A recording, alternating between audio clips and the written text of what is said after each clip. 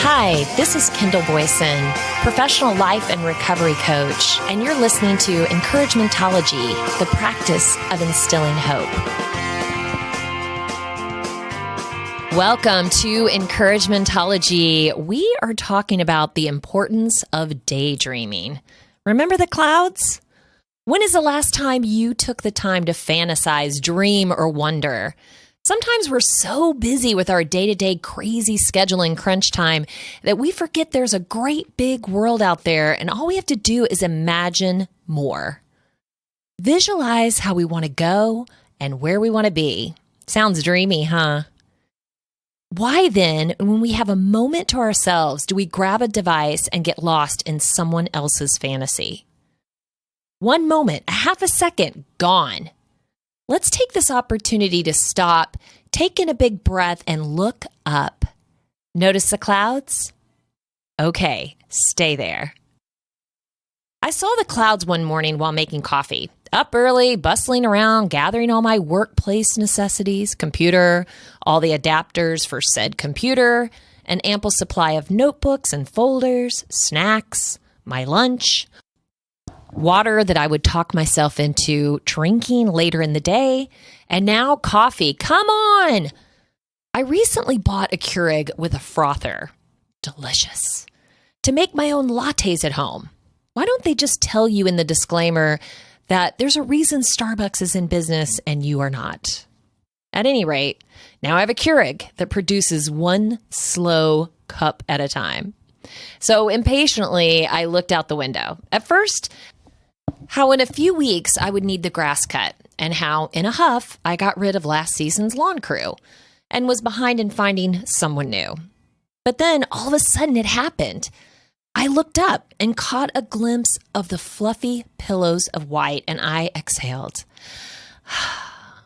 It was a clear day, and the sky was a welcome shade of blue, so the clouds just rested there on display.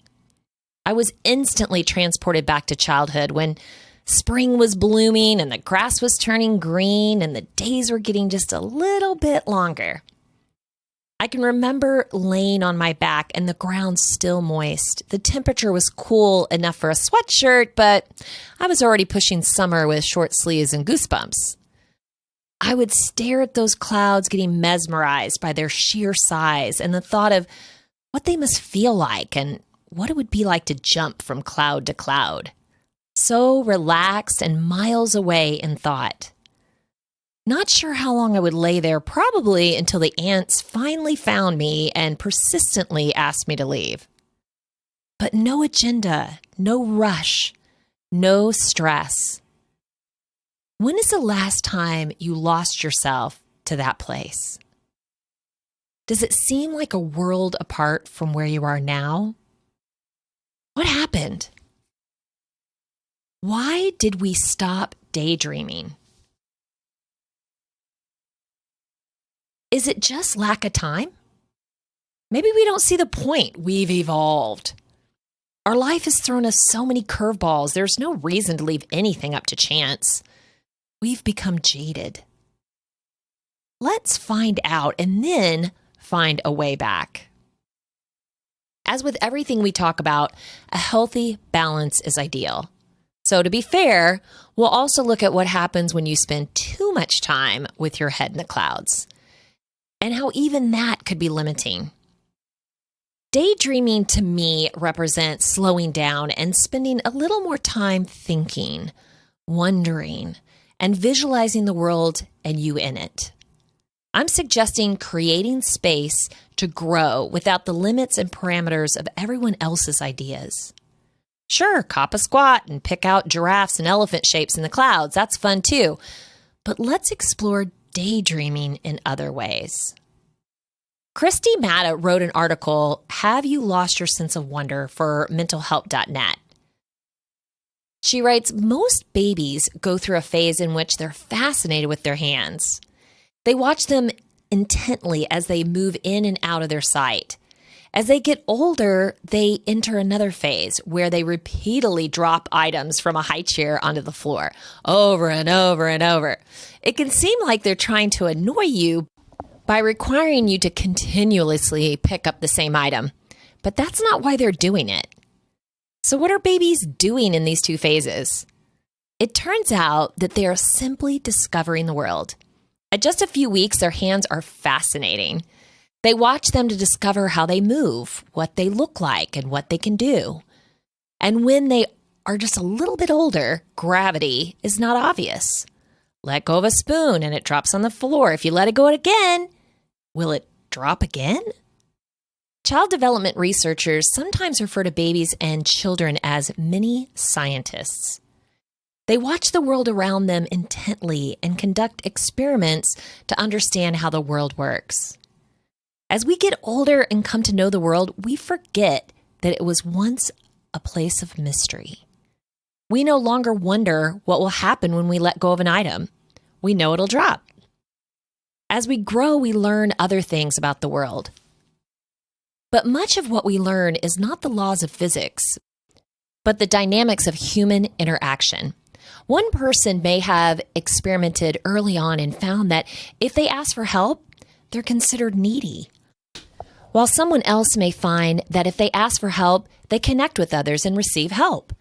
These two different experiences will create different expectations of how the world works. When we act, we are often doing so based on all kinds of social learning that, like gravity, has simply become how the world operates to us. We follow routines, get stuck in the same patterns of interacting with others, and fail to notice simple and pleasurable experiences around us. As a child, faced with new experiences throughout your day, you are much more likely to notice detail and richness in ordinary experiences. A child can spend hours splashing in the water in a sink. This is because the child approaches the water coming out of the faucet as a beginner. The water is interesting and miraculous. In this case, the child doesn't approach the water as if it already knows everything interesting about it. It approaches the water as a beginner, as if there is so much to discover. As we age and gain experience, we so often lose our sense of wonder and how the world operates. And in losing our wonder, we lose our ability to see the possibility for the richness of any given ordinary situation. How many of you robot from activity to activity? Time to make the coffee, leaving for work, emails, meetings, lunchtime, more emails, meetings, putting out fires, driving home, take out the trash, please, time for dinner, chit-chat, worry, frustration. Well, time for bed. See you again tomorrow. Autopilot. I can remember showing up to work and not remembering the drive in, and I wasn't daydreaming. I was lost in a cloud of same-o, same-o. If that's you and your weeks fly by because you barely noticed it, or your week drags because nothing ever changes, then it's time to take the wheel. Oh, to see the world as a child does. We used to say that thinking, yeah, just wait till they get older and they have a job and kids and responsibility. Now who's laughing? It's not about having responsibility or the pressures of life weighing you down. A child takes their time with no agenda, but to figure everything out. They aren't quick to be biased or discount something because of what they've heard. In fact, the opposite is true. They think they can do anything until you tell them they can't. What if we could make a concentrated effort to rediscover wonder? That doesn't mean quit your job and unload all your responsibility to start over. I am not saying that. Try this. Cultivate your beginner's mind as a daily life experiment. Try to approach a problem at work with fresh eyes. Imagine you'd never encountered this problem before and explore it in all its detail. Do the same with daily experiences like dinner time or while you're in conversation with a friend or a spouse. Look at the interaction with new eyes. You may want to imagine you're watching the interaction as an observer. Search for details that you would have previously ignored because the situation is so familiar. Notice how people look, their tone of voice, how they respond, and their body language. When you look with beginner's eyes, what do you see? As you do this exercise in daily life, do you find your mind clearing of automatic expectations and judgments?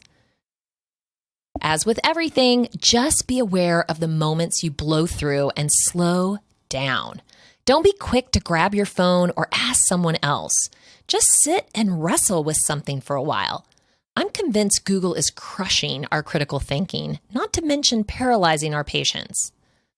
Start noticing how many times you have a thought and how quickly you grab your device to look up the answer.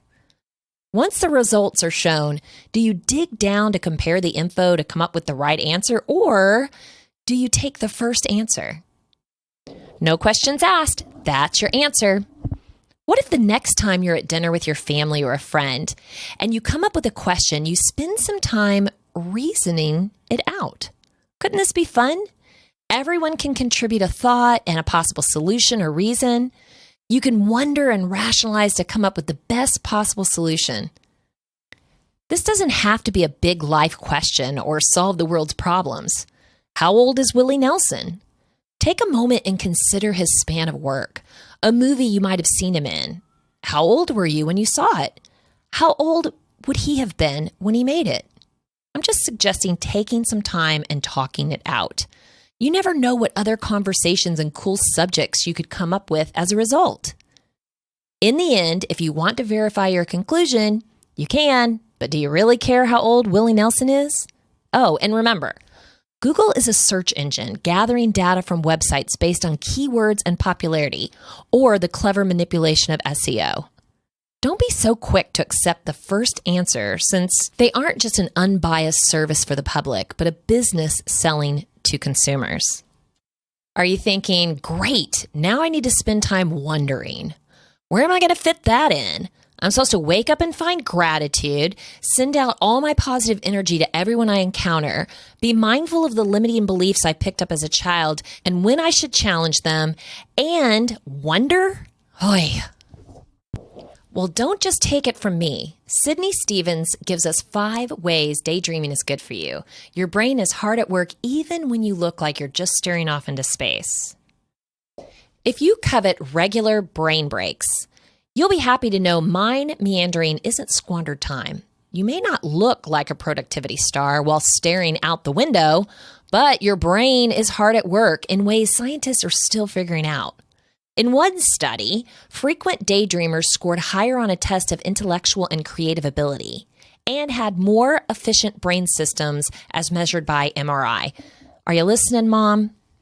People with efficient brains may have too much brain capacity to stop their minds from wandering, says co-author Eric Schumacher, a psychology professor at the Georgia Institute of Technology. Our findings remind me the absent-minded professor, someone who's brilliant but off in his own world, sometimes oblivious to their surroundings. Or school children who are too intellectually advanced for their classes. While it may take 5 minutes for their friends to learn something new, they figure it out in a minute, then check out and start daydreaming. In fact, turning your thoughts loose can make you more productive than your peers who spend less time spacing out or override the urge to. Apparently, South Koreans are onto this. Check out their annual spacing out competition. So next time you're struggling to drag yourself back to reality, consider some of the ways daydreaming will benefit you. It heightens your ability to perform complex mental tasks. Were your parents and teachers always reminding you to pay attention? Turns out all those lost hours were just as important as the ones you spent doing important tasks like homework and taking notes. Scientists have long thought that solving mental puzzles required full activation of the brain's network for external goal-focused thinking and a shutdown of the neural network for internal thinking, which includes interfering daydreams. Now, researchers at Cornell University have found that mental performance is sharpened when both external and internal networks are employed together. So next time you need to ramp up your brain power, don't rein in your wandering mind. Let it roam for a bit. It boosts your intelligence. If your knack of losing yourself in thought ever got between you and good grades, Don't worry. Chances are you're more intelligent than your school records suggest. In fact, you may be a genius. Don't tell anyone. Researchers theorize that there are many types of intelligence beyond the traditional cognitive skills measured in an IQ test. Things such as musical and spatial intelligence. Now, NYU psychology professor Scott Barry Hoffman suggests expanding the list of intelligences to include spontaneous cognitive skills like intuition and sudden insights, which are only accessed by letting your mind ramble. Your daydreaming may not be a direct route to straight A's, but it can make you more successful than your more outwardly focused peers, says Kaufman, by significantly enhancing your personal awareness, your understanding of events and others, and your ability to achieve daydreams. Love that news. Now all those D and E's in conduct make sense to me. If you're particularly skilled at zoning out, you're in good company. Scientific giants like Albert Einstein and literary masters like the Bronte sisters, to name just a few, were all gifted daydreamers. In fact, setting their minds adrift led to the most towering creative achievements and aha moments. A recent study by scientists at the University of California, Santa Barbara helps explain this daydreaming creativity connection. Researchers found that people who took a mental break after working on a demanding creative task by performing a mindless task were about 40% more creative when they returned to the tough task than those who rested, worked on a different demanding task, or took no break at all. The conclusion? Boring tasks that foster daydreaming often open the creativity gates. It also helps relaxation and cuts harmful stress. There's not a lot of research on using daydreaming to relax, but because it's similar to other mind-calming techniques like meditation, guided imagery, and hypnosis, all of which give your brain a mini vacation from high-intensity, task-focused thinking, the effects may be similar. Relaxation methods are known to cut stress by taking your mind off of worrying thoughts and slowing your body functioning down, including heart rate and breathing. In turn, this boosts your body's health by reducing stress-related symptoms like high blood pressure and headaches, and improving your ability to fight off illness. Assuming your daydreams are pleasant distractions from life's hustle and bustle, indulging in daily reveries should not only tame tension and anxiety, but also enhance your physical vitality. You know, we are multitasking maniacs. And if you work on the computer, as I do, I can have a million things going on at one time. In fact, my brain will start hurting. Isn't that crazy? I'll actually say something out loud like, "Stop yourself. What are you doing?"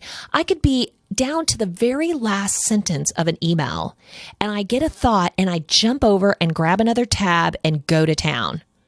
What is wrong with me?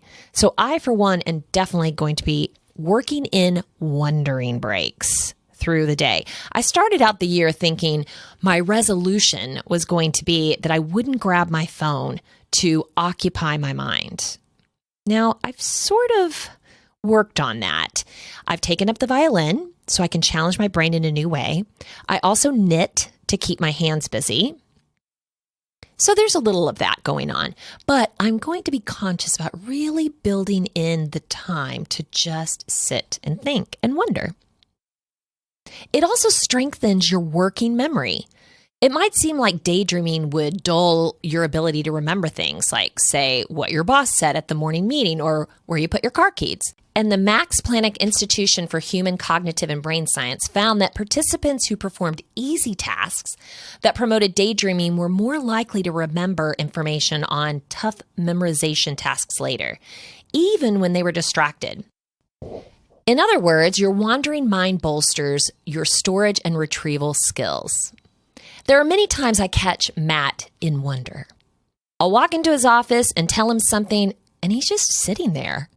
No computer on, no music, nothing in his hands, just sitting there. Now, as a multitasker extraordinaire, this seems odd to me. So I ask, "What you doing?" His response, "Just sitting here." This is such a foreign concept to me, so I have to clarify that I heard him right by repeating his answer. just sitting there? Now notice the question in my voice. I'm expecting him to come back with a detail that he left out, but no. Yep, just sitting here. I'm perplexed and dig deeper because there has to be more to this activity. Maybe he's waiting for something to happen by just wasting time. But no, he's just thinking. Weird. But we should take that awkward exchange as a reminder. Thinking is doing something. In an article for Everyday Health, we learn more about positives of daydreaming and a few negatives, of course. Remember, it's a healthy balance. Even though daydreaming is a spontaneous action, you can also set aside a certain time where you sit in a quiet spot and just begin daydreaming. Many people find this to be an ideal stress reliever after a long day at work. This can also be a stress-relieving technique after a major argument with a friend, a loved one, or even after a traumatic life event. Daydreaming allows your mind to wander and forget about reality for a short time. This attribute alone can help you keep your sanity when you're going through some really tough times. By allowing yourself to escape from a stressful situation, you can return to the situation with a new attitude and possibly even a solution to the problem because you had time to think it out. In addition to relieving stress, daydreaming is also a way that many people choose to relax. Daydreaming allows your mind to take a break from a situation for the duration of the entire time you allow your mind to wander. Since it lets your mind take a break, you can often return from a session of daydreaming with a refreshed and renewed mind. Oftentimes, this might be all you need to return to a task and complete it. Oftentimes, working on the same thing for a long period of time can cause your mind to get bored and stop focusing on it. Daydreaming can relieve your mind from the issue for a few minutes, and as a result, return refreshed and ready to complete it. Some people might choose to use daydreaming as a means to manage conflict. This is often referred to as organized daydreaming, and it involves a visualization of different ways to deal with existing conflicts or ones that may arise. Using this method of daydreaming helps review specific situations in your head so that you can be prepared for a variety of occurrences. For instance, you might often daydream about what you would do if somebody were to try to mug you on the street. But using organized daydreaming, you can visualize several different possible scenarios so that you can better be prepared in case it does happen. Now, this doesn't mean to worry, right? You can spend too much time doing that where you're always coming up with all of these scenarios. Well, what if this happened? And what if this happened? And then you can get lost in that. That's not what we're talking about here. I do this a lot. So I always have a plan B. I'm always thinking that way for whatever reason. Not that I set myself up for failure or have a huge failure rate. It's just that I'm always thinking about what is plan B. If plan A doesn't work, what's plan B? I like to be prepared for things.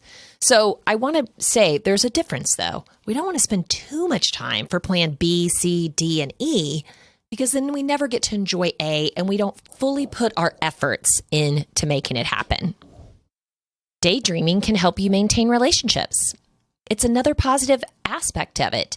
When couples or friends are apart, daydreaming about spending time with them can help you relieve that loneliness.